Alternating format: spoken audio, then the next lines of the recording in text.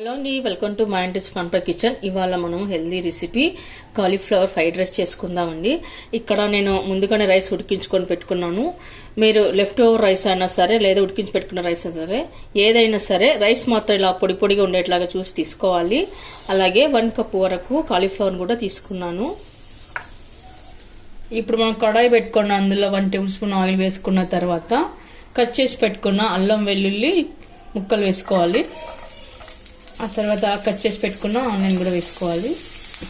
బఠానీ, green chilli ఇలా కార్లు పెట్టి పెట్టుకోవాలండి. తర్వాత క్యారెట్, క్యాప్సికమ్. ఇప్పుడు ఇవన్నీ కొద్దిగా దూరగా ఫ్రై అయ్యే వరకు కలుపుకొని పెట్టుకోవాలి. ఇప్పుడు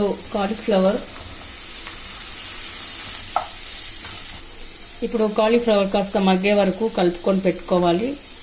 2 minutes మగ్గితే సరిపోతుందండి.